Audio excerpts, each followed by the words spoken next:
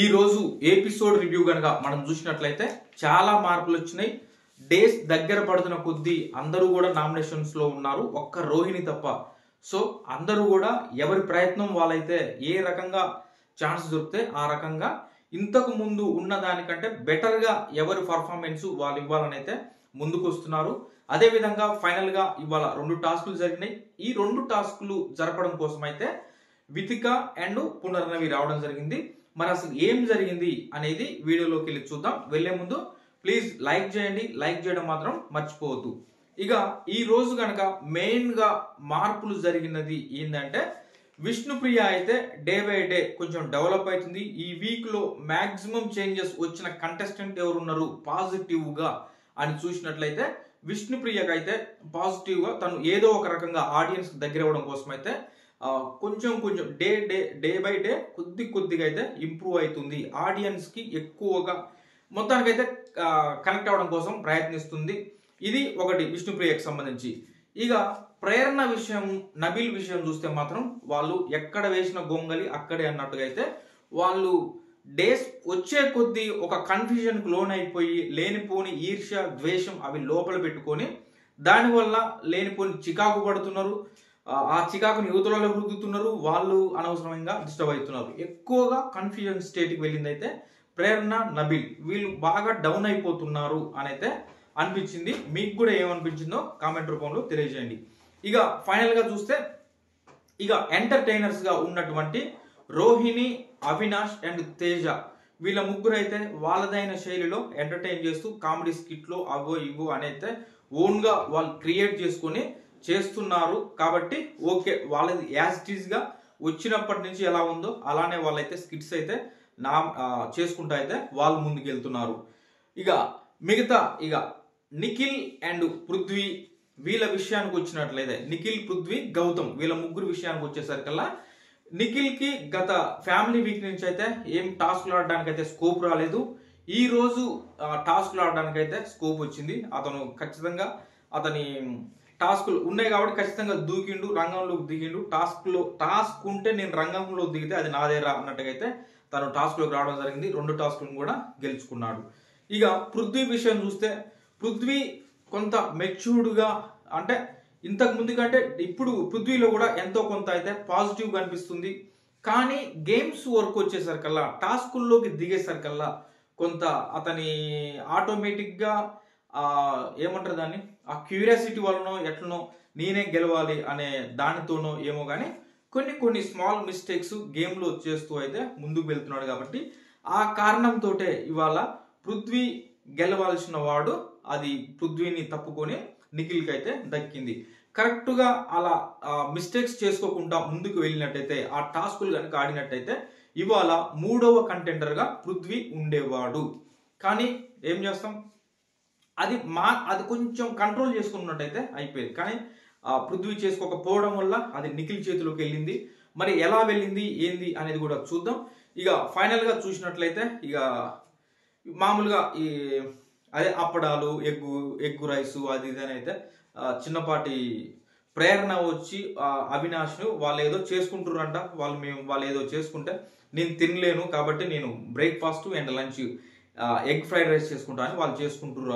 Teja and Avinash చేస్తురంట. ప్రేరణ వచ్చి అడిగితే అది నీకు ఒక్కరికైతే ఓకేనంట. నాకు కూడా కాదు, నబీల్కి కూడా కావాలని ఫస్ట్ ఏదో అడిగిందంట. అడిగితే లేదురా అని చెప్పిరంట. కానీ తర్వాతకి వెళ్ళింది నాకు వద్దంటారా అని చెప్పేసి ఏదో రీజన్ ఆమెకు సంబంధం లేనిది వాళ్ళు ఏదో వాళ్ళకి నచ్చినట్టు చేసేసుకుంటారు కిచెన్ లా, మనకు పెడతలేరు అనే విధంగా వెళ్ళైతే నబీల్కి కంప్లైంట్ ఇస్తుంది. అక్కడే పృథ్వీ ఉంటాడు, తర్వాతకి నిఖిల్ వస్తాడు, విష్ణుప్రియ వస్తుంది. ఫస్ట్ నబీల్కి అనిపిస్తుంది అక్కడికి వెళ్ళి వాళ్ళు చేసుకుంటారు అది ఇది అంటే ఎందుకు అడుగు, మనకు కూడా చేయమని చెప్పు అనగానే నేను అడుగుతా అని మళ్ళీ పోతుంది. మళ్ళీ పోయి అడుగుతుంది.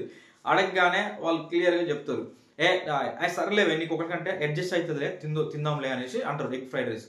కానీ లేదు నబీల్ కూడా కావాలంటది. ఎందుకు నువ్వు వెళ్ళి నబీల్ కూడా చెప్పినావు అంటే వాడు మీరు అన్నదానికంటే ముందే చెప్పిండు ఎగ్ ఫ్రైడ్ రైస్ కావాలి తినాలనిపిస్తుందని అంటే ఇంకేదో అది దాటేసుకోవడం ప్రయత్నం చేస్తుంది. కానీ సరేలేవే అందరికి తలా కొంచెం తిందాంలే అనేసి అంటారు అనమాట. తర్వాతకి ఇక ఆమె వెళ్ళగానే అంటాడు, అవినాష్ కూడా అంటాడు చూసినవారా అందుకనే మనం వాళ్ళకి ఏదైనా చేసినా కూడా చెప్పేసేయాలి, అందరికి కలిపి చెప్తేనే బెటర్, లేదంటే అది నెగిటివ్ వెళ్తుంది అనేసి అంటాడు అనమాట. తర్వాతకి ప్రేరణ వెళ్ళి ఆడ కూర్చొని మళ్ళీ అదే డిస్కషన్. ఉన్నది చెప్పదు, ఏదేదో చెప్తుంది. వాళ్ళు ఏదో చేసుకుంటారు ఇష్టం వచ్చినట్టు నచ్చినట్టుగా అనే విధంగా అయితే చెప్తుంటుంది అనమాట. ఈలోపు విష్ణుప్రియ వస్తుంది అక్కడికి వచ్చి, ఏంది అంటే ఇది పరిస్థితి అంటే, అవునా ఓకే నేను అడుగుతా, నా ఫ్రెండ్ చెప్పింది నాకు ఏది ఉన్నా సరే అప్పుడే ముఖం మీద అడిగేవన్నాడు కాబట్టి నేను వెళ్తా అనేసి వెళ్తుంది. వెళ్ళగానే పృథ్వీ అంటాడు ప్రేరణ అండ్ నబిల్ తోటి, అది నేనే చెప్పిన విష్ణుకి పోయి ఆడ గొడవ పడుతుంది ఏమో పో అనేసి వీళ్ళు జోక్ చేసుకుని అవుతారు. విష్ణుప్రియ పోయి ఆడికి పోయి ఏం చేస్తున్నారు అనేసి వెళ్ళి ఎగ్ ఫ్రైడ్ రైస్ అంటే, నాకు కూడా ఒక ఎగ్గే కదా మనిషికి ఒక ఎగ్ కదా వచ్చేది, ఎలా చేస్తారు ఎగ్ ఫ్రైడ్ రైస్ అంటే, ఇంకా అలానే అడ్జస్ట్ చేసుకుంటున్నాం లే అంటే, నాకు కూడా కొంచెం ఇస్తారా అంటే, అసలు ఎవరు నీకు చెప్పింది ఎవరు ఎగ్ ఫ్రైడ్ రైస్ అంటే, ఎవరు చెప్పి ప్రేరణ చెప్పిందా అంటే, అమ్మా అన్నదేసి ఆ డేట్ చూసి కాదు ప్రేరణ చెప్పలేదు, వాళ్ళు మాట్లాడుకుంటుంటే వినపడి నేనే వచ్చా, ఒక ఎగ్ తోటి ఎలా ఫ్రైడ్ రైస్ చేస్తున్నారు అనేసి వచ్చినా అని కవర్ చేస్తుంది. అంతే తప్పేం లేదు ఆడ వచ్చి అవును ప్రేరణ చెప్పిందని గొడవలు పెట్టే నేచర్ అయితే విష్ణుప్రియకి లేదు.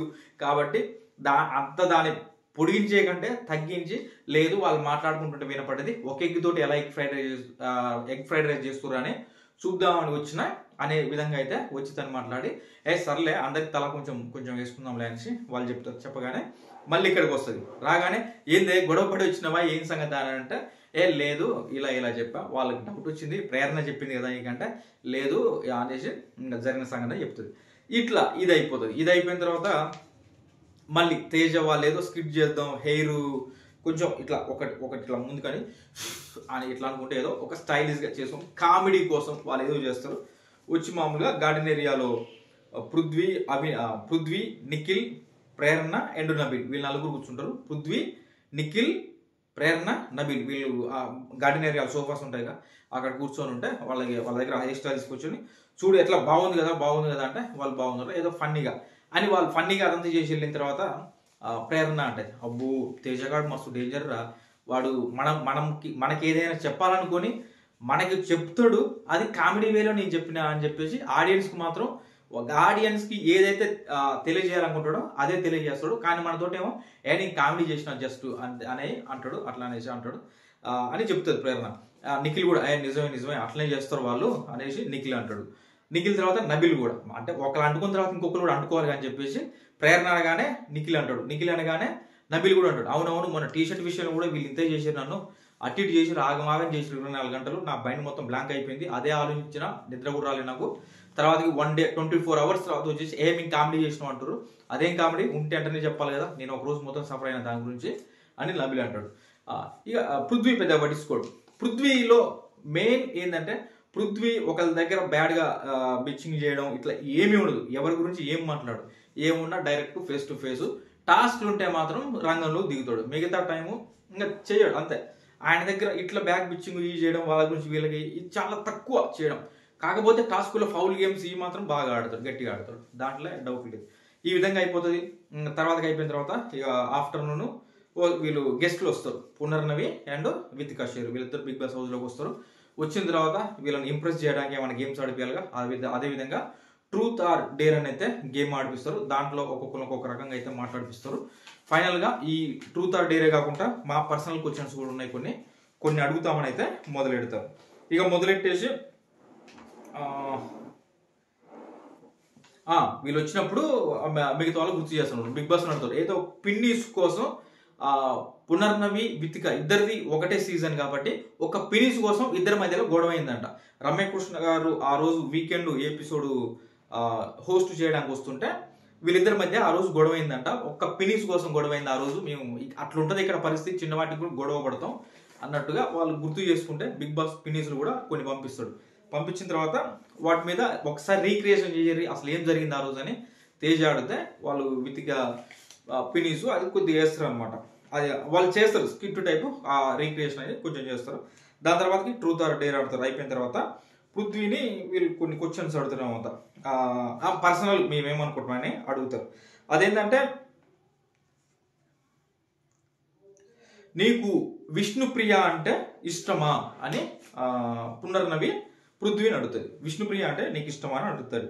అంటే ఇష్టమా అంటే ఏంటన్నట్టు, ఫ్రెండా నీకు ఇష్టమా రిలేషనా ఏంటంటే, లేదు నాకు ఫ్రెండ్ విష్ణుప్రియ ఫ్రెండ్, ఓన్లీ నాకు ఫ్రెండ్ మాత్రమే, అంతకుమించి ఏం లేదు, నాకు రిలేషన్షిప్స్ ఈ నాకేం వద్దు, నా కెరీర్ ఫోకస్ ఆయన చెప్పేది అది చెప్తుండు డైరెక్ట్గా. విష్ణుప్రియ ముందరనే సేమ్ వచ్చిన వాళ్ళల్లో అదే అడుగుతున్నారు, ఆయన అదే చెప్పుకుంటూ వెళ్తున్నారు అనమాట. ఓన్లీ ఫ్రెండ్ మాత్రమే నాకు అన్నట్టయితే చెప్తాడు అనమాట. తర్వాత విష్ణు మరి నీకేంటి పృథ్వీ అంటే నీకేంటంటే నాకు కూడా ఫ్రెండే, కాకపోతే 20-30% మోర్ దెన్ ఫ్రెండ్ అనేసి చెప్తుంది అనమాట. అంటే తనకు కొంచెం అదనమాట, మోర్ దెన్ ఫ్రెండ్ అని చెప్తుంది అనమాట. తర్వాతకి అంటే మళ్ళీ పునర్నవి మళ్ళీ పృథ్వీని అడుగుతుంది, మీ ఫ్రెండ్షిప్ వల్ల మీ గేమ్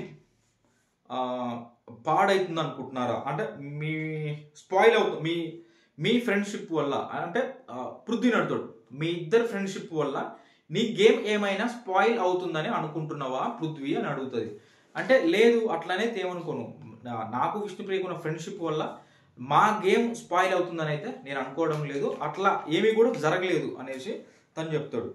అని చెప్పిన తర్వాత పునర్నవి మళ్ళీ పృథ్వీని అడుగుతుంది, ఏమంటుంది అంటే నాకైతే విష్ణుప్రియ ఫ్రెండ్షిప్ని నీ సింపతి కార్డు కోసం ఉపయోగిస్తున్నావని అయితే నాకు అనిపిస్తుంది అని పునర్నవి పృథ్వీని డైరెక్ట్గానే అడుగుతుంది. అడిగితే లేదు అసలు నాకు ఈ సింపతి ఇవి అసలు నాకు వద్దే వద్దు, అసలు నాకు అవసరమే లేదు, ఆ సింపతితో వచ్చేటువంటి ఓట్స్ కానీ ఏదైనా నాకు వద్దు అని అయితే డైరెక్ట్గా పృథ్వీ కూడా చెప్పడం జరుగుతుంది అనమాట.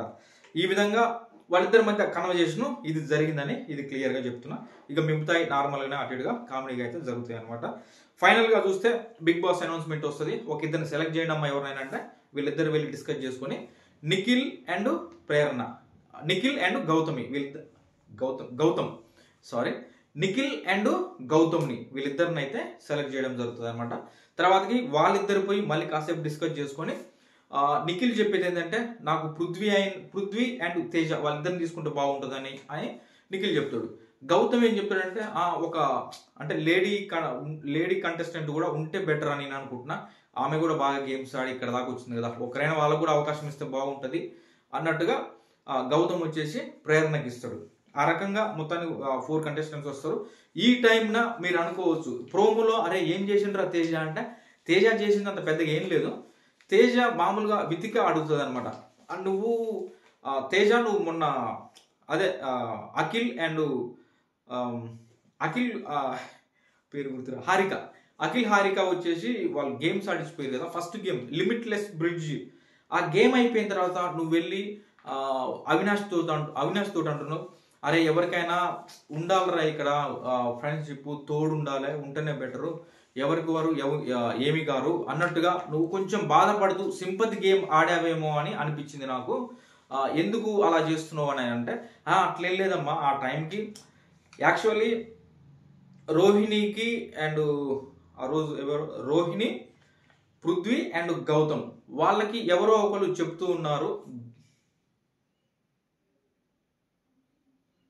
అంతే ఎవరో ఒకరు చెప్తూ ఉన్నారు అంతే, రోహిణి మర్చిపోతాను అన్ని పేర్లు అటు జిగ్జాగ్ అవుతాయి కదా కొంచెం, రోహిణి గౌతమ్ పృథ్వీ అండ్ తేజ, పృథ్వీ కాదు విష్ణుప్రియ, అసలు విష్ణుప్రియ అని మర్చిపోతున్నాం అయ్యా, విష్ణుప్రియ గౌతమ్ రోహిణి అండ్ తేజ వీళ్ళ నలుగురు ఆడతారు ఫస్ట్ గేమ్ లిమిట్లెస్ బ్రిడ్జ్ అని పెట్టాలిగా. ఆ టైంలో అది అయిపోయిన తర్వాత వాళ్ళందరూ చేస్తారు, ముగ్గురు చేస్తారు, ఫస్ట్ రోహిణి చేస్తుంది, తర్వాత గౌతమ్ చేస్తాడు, తర్వాతకి విష్ణుప్రియ చేస్తుంది, కానీ తేజ మాత్రం చేయడు, అది బ్రిడ్జ్ చేయడు కంప్లీట్గా.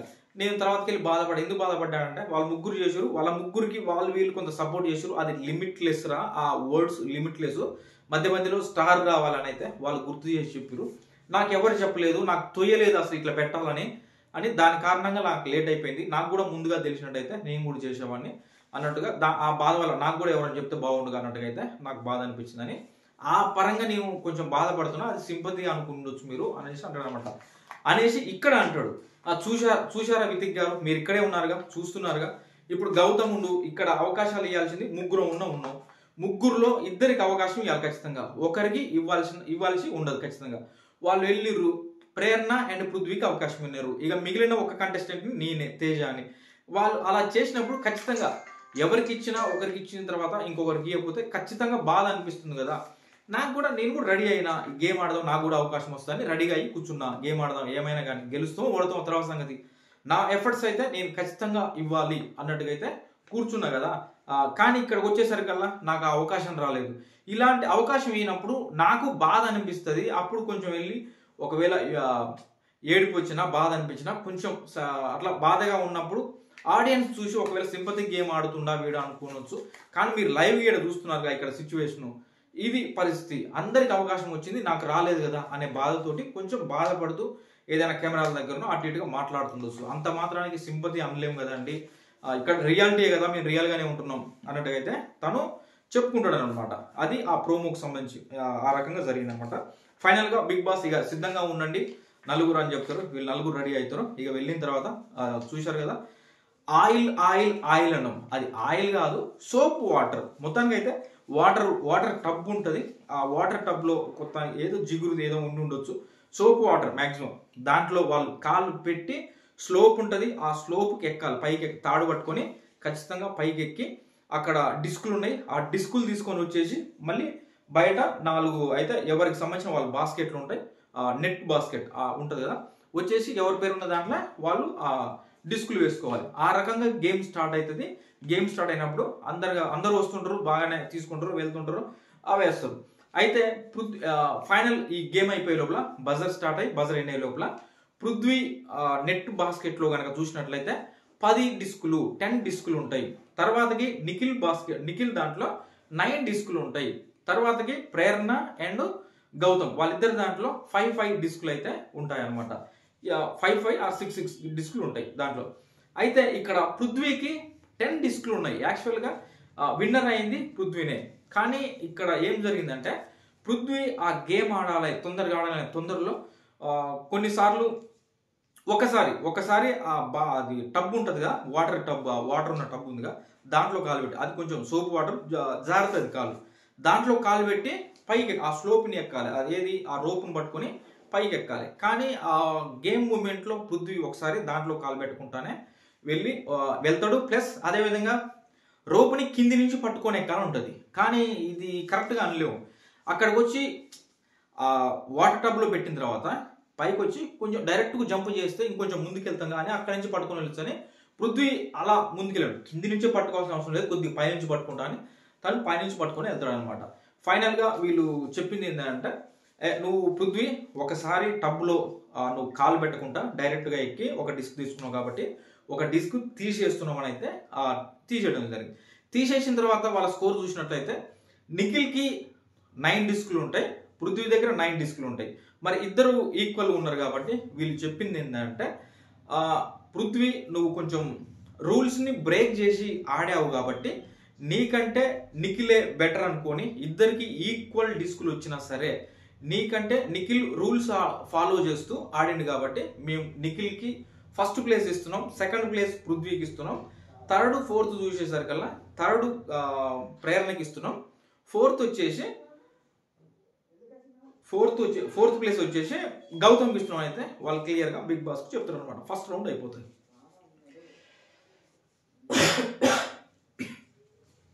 సారీ ఫ్రెండ్స్, ఈ విధంగా ఫస్ట్ రౌండ్ అయిపోతుంది. పృథ్వీకి దక్కాల్సినటువంటి ఈ 3వ కంటెంటర్ ఈ రకంగా పృథ్వీ చేతులు అయితే చేజార్చుకున్నారు అనమాట. అది మెయిన్గా సరే, అది రోప్ పట్టుకోవడం అంటే మరీ ఇంత హైట్ ఉన్న మనం కింది నుంచి పట్టుకోవాలనేది కాదు, కానీ వాటర్ టబ్బులో కనుక కాళ్ళు పెట్టి వెళ్ళి ఉంటే బాగుండేది అని అయితే నాకు అనిపించింది. ఫైనల్గా ఒక్క మిస్టేక్ వల్ల పృథ్వీ అయితే కంటెంటర్షిప్ని కోల్పోయాడు. ఫస్ట్ టాస్క్ ఓడిపోయాడు. ఫస్ట్ టాస్క్లో గెలిచిన వాళ్ళకి సెకండ్ టాస్క్లో బెనిఫిట్స్ ఉన్నాయి కాబట్టి ఫస్ట్ టాస్క్లో తను ఇది కోల్పోవడం వల్ల సెకండ్ టాస్క్ చాలా టఫ్ అయిపోయింది. అందులోనూ టాస్క్లో దురంధరుడు అయినటువంటి నిఖిల్ చేతిలో పడ్డది కాబట్టి నిఖిల్ సెకండ్ టాస్క్ స్టార్ట్ అవుతుంది. ఫస్ట్ టాస్క్ అయిపోయిన తర్వాత ఒక కామెడీ స్కిట్ ఉంటుంది. అది అవినాష్, తేజ, రోహిణి అండ్ గౌతమ్ వీళ్ళ ముగ్గురు చేస్తారు. ఇది అయిపోయిన తర్వాత సెకండ్ స్టార్ట్ అవుతుంది. ఆ సెకండ్ టాస్క్ ఏంటంటే బిగ్ బాస్ ఐ బాక్స్ ఉంటాయి, వాటిని ఫజిల్ లాగా అయితే నీట్గా పేర్ చేసేయాలి. బిగ్ బాస్ ఐ రావాలి, ఆ రకంగా పేర్చాలి. అయితే ఒక బాల్స్ ఉంటాయి. అయితే ఇక్కడ ఏంటంటే నలుగురు ఫస్ట్ ఆడరు, కానీ సెకండ్ టాస్క్ ఆడడానికి ముందుగానే ఒకరిని తీసేయాలి, ఒకరికి బ్లాక్ బ్యాడ్జ్ ఇచ్చి ఆ గేమ్ నుంచి అయితే తొలగించాలి. ఆ రకంగా బిగ్ బాస్ అక్కడ ఒక ట్విస్ట్ ఇచ్చిండు ఆడికి పోయేసరికి.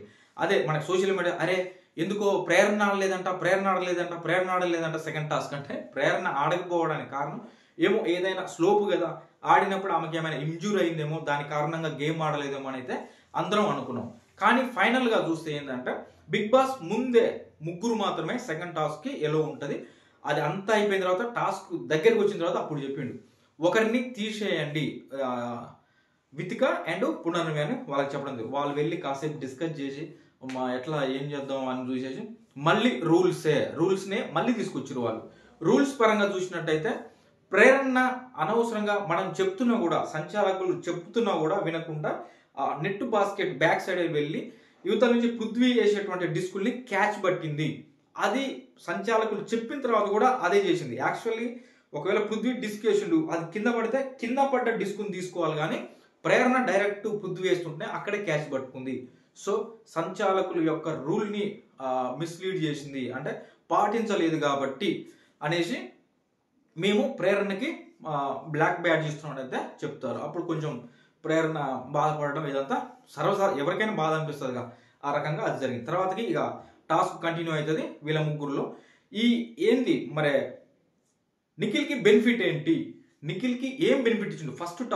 ఫస్ట్ గెలిచినందుకు సెకండ్ టాస్క్లో నిఖిల్ ఫస్ట్ వచ్చింది కాబట్టి బెనిఫిట్స్ ఇవ్వాలి. ఆ బెనిఫిట్ ఏంటంటే మన ఒక పిన్ బోర్డు ఉంటుంది, పిన్ బోర్డులో ఎక్కువ పిన్స్ కొంచెం దగ్గరగా ఉంటాయి.